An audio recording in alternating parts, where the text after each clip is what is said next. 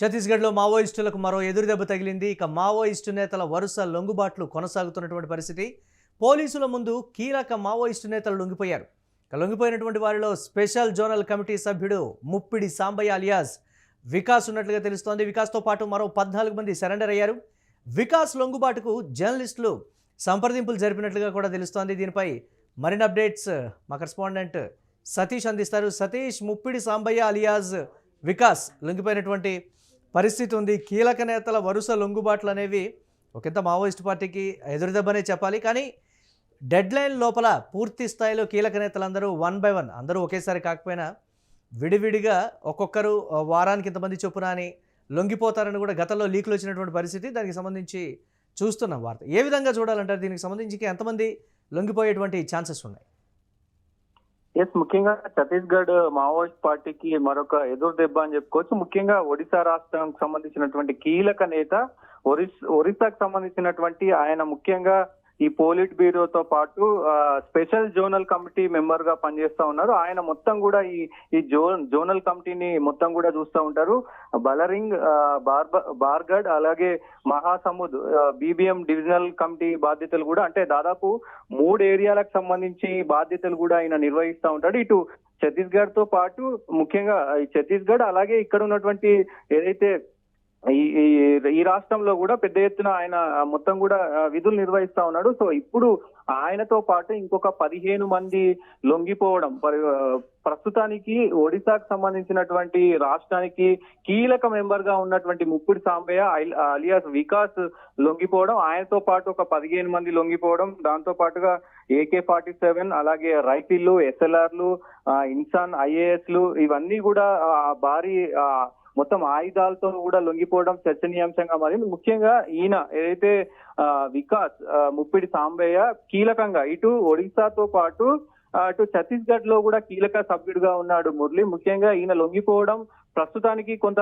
అంటే ఈయన లొంగిబాటుకు సంబంధించి దాదాపు ఇక్కడ మీడియా మిత్రులకు కూడా మొత్తం కూడా కొంత కృతజ్ఞత చెప్పుకోవాలి. ఎందుకంటే అందరూ లొంగిపోతున్న సమయంలో మీడియా మిత్రులు కూడా కొంత సమాచారం మేరకు ఇప్పుడున్న పరిస్థితుల్లో మీరు లొంగిపోతే కనుక మీకున్నటువంటి రివార్డ్ ఏదైతే ఉందో దాదాపు 65 లక్షల భారీ రివార్డు ఉంది ఈయన పైన. సో ఆ రివార్డు కూడా మీకు వచ్చే అవకాశం ఉంటది. మీరు ప్రస్తుతం ప్రభుత్వం కూడా సానుకూలంగా ఉంది కాబట్టి ఇప్పుడు లొంగిపోండి అంటూ కూడా వాళ్ళు ఇటు ప్రభుత్వానికి నివేదిక ఇవ్వడం, దాంతో పాటు అక్కడ ఆయన ఏదైతే ముప్పిడి సాంబయ్య కూడా నివేదిక ఇవ్వడం, ప్రస్తుతం ఈ కీలకంగా వ్యవహరించినటువంటి మీడియా మిత్రులకు కూడా అభినందనలు అయితే ఇటు పోలీసు వారు అలాగే మావోయిస్టులు కూడా తెలుపుతా ఉన్నారు. ఏదేమైనప్పటికీ దేవుజీ అలాగే రాజ్ రెడ్డి వీళ్ళందరూ లొంగిపోయిన తర్వాత మావోయిస్టు పార్టీ ఇంకా మొత్తం కూడా లొంగుబాటు దిశగా పయనం పట్టారు. దాదాపు వీళ్ళే కాదు, మనం నిన్న మొన్న చూసుకుంటే కూడా అంటే కొంత మేర చాలా వరకు ఈ మావోయిస్టులు అందరూ కూడా దాదాపు ఏదైతే ఊర్లలోకి వచ్చి ఊర్లలో ఎవరైతే పెద్దలు ఉంటారో వాళ్ళని కలిసి మేము లొంగిపోవడానికి సిద్ధంగా ఉన్నాము, కాకపోతే మా ప్రాణాలకు కొంత హాని ఉందనేది మాకు భయం ఉంది అని అటు గ్రామంలో ఉన్న పెద్దలకు చెప్పడంతో గ్రామంలో ఉన్నటువంటి పెద్దలు కూడా ఇటు వాళ్ళను మొత్తం కూడా ముట్టడించి వాళ్ళు అంటే వీళ్ళను మావోయిస్టులను మధ్యలో పెట్టుకొని ఊరోళ్ళంతా కూడా మొత్తం వాళ్ళ మధ్యలో ఉండి ఇటు పోలీసుల దగ్గర దాకా తీసుకుపోయిన మొత్తం విజువల్స్ కూడా చూస్తా ఉన్నాం. సో ఈ మధ్య కాలంలో కూడా మరి మొత్తం కూడా ఈ లొంగుబాటుల జోన్ స్టార్ట్ అయిందని చెప్పుకోవచ్చు. డెడ్ లైన్ కంటే ముందే ముఖ్యంగా అన్ని రాష్ట్రాలు దాంతో పాటుగా దేశం కూడా మావోయిస్టు రహిత రాష్ట్రం అవతరించే అవకాశం అయితే 100% కనబడుతుందని చెప్పుకోవచ్చు. ఎస్, డెడ్ లైన్ లోపల దీనికి సంబంధించి కీలక నేతలు అని కూడా కొన్ని పేర్లు సర్క్యులేట్ అవుతున్నటువంటి పరిస్థితి. మొత్తం మీద కేంద్ర కమిటీ సభ్యులు మొత్తం ఒక 5-6 వరకు ఉన్నారని ఒక లిస్ట్ అయితే సోషల్ మీడియాలో చేస్తున్నటువంటి పరిస్థితి ఉంది కదా. వాళ్ళల్లో ప్రధానంగా ఎవరు ఎప్పుడు లొంగిపోయేటువంటి అవకాశం ఉంది అనేది కూడా ఒక పెద్ద డిస్కషన్ లాగా నడుస్తోంది. ఎన్కౌంటర్ అవడం కన్నా లొంగిపోవడమే బెటర్ అని జరుపుతున్నటువంటి సంప్రదింపులు కూడా ఒకంత ఫలితాన్ని ఇస్తున్నాయనేటువంటి మాట. దీన్ని ఎలా చూడాలంటారు సతీష్? అయితే ముఖ్యంగా ఇప్పుడు దేవుజీ లొంగిపోయిన తర్వాత గణపతితో పాటు ఇంకెవరెవరు ఉన్నారు అనే దానిపైన చర్చ జరుగుతుంది.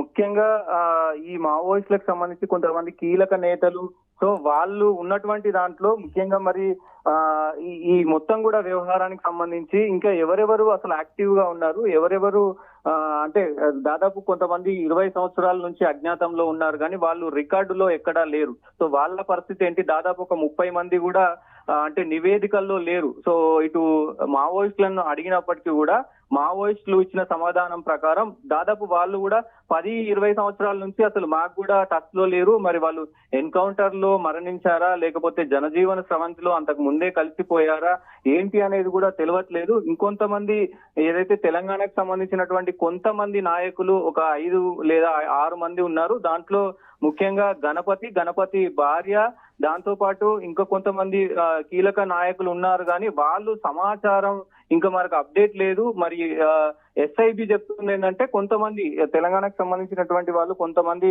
ఎస్ఐబికి టచ్ లోకి వచ్చారు, వాళ్ళు కూడా ఇంకొక వారం 15 రోజుల్లో వాళ్ళు కూడా లొంగిపోతారు అనేది అయితే ఇటు పోలీస్ అధికారులు చెప్తున్న పరిస్థితి కనబడతా ఉంది. ముఖ్యంగా మరి అందరూ లొంగిపోయే అవకాశమే కనబడతా ఉంది. మొత్తం ఈ మావోయిస్టు రాష్ట్రాలకు సంబంధించి కూడా ఇటు తెలంగాణ చాలా ప్రతిష్టాత్మకంగా తీసుకుంటా ఉంది. తెలంగాణలో ఎక్కడైనా లొంగిపోవాలి అనుకుంటే మావోయిస్టులు ఈ నక్సల్స్, సో తెలంగాణ అనేది చాలా మంచి అంటే సేఫెస్ట్ ప్లేస్. సో మనం తెలంగాణలకు వెళ్ళి లొంగిపోదామంటూ కూడా కొంతమంది ఒడిశా నుంచి కానీ ఛత్తీస్గఢ్ నుంచి కానీ ఇంకా వేరే మహారాష్ట్ర మధ్యప్రదేశ్ నుంచి తెలంగాణకు వచ్చి మరి లొంగిపోతున్నారు. ఎందుకంటే అక్కడ కొంత ప్రభుత్వాలు అంటే కనబడితే కొంత మరి ఏదైతే కూబింగ్ కావచ్చు ఇవన్నీ జరుగుతున్న సమయంలో కనబడితే కొంతమంది కాల్ చేస్తున్నారు అనేది కూడా కొన్ని వార్తలు వస్తున్నాయి. సో ఇవన్నీ నేపథ్యంలో కూడా తెలంగాణకు వచ్చి లొంగిపోతే సేఫెస్ట్ ప్లేస్ అని కూడా చెప్తా ఉన్నారు. మరి చూడాలి ఈ మధ్య కాలంలో ఈ వారం 10 రోజుల్లో ఎంతమంది లొంగిపోతారు కీలక నేతలు.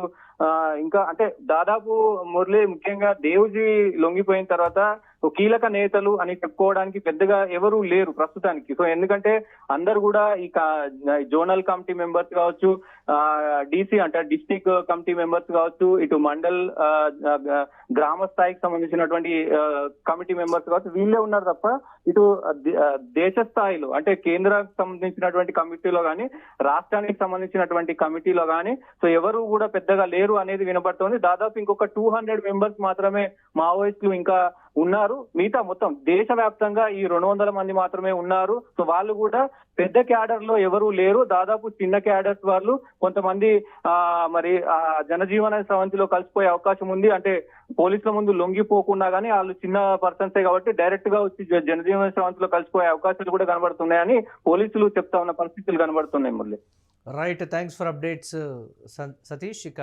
ఛత్తీస్గఢ్లో మరో ఎదురుదెబ్బ తగిలింది మావోయిస్టులకు. మావోయిస్టు నేతల వరుస లొంగుబాట్లు కొనసాగుతూ ఉన్నాయి. ఇక పోలీసుల ముందు కీలక మావోయిస్టు నేతలు లొంగిపోతున్నటువంటి పరిస్థితి ఉంది. లొంగిపోయినటువంటి వారిలో స్పెషల్ జోనల్ కమిటీ సభ్యుడు ముప్పిడి సాంబయ్య అలియాస్ వికాస్ ఉన్నారు. వికాస్తో పాటు మరో 14 మంది సరెండర్ అయినట్టుగా తెలుస్తోంది.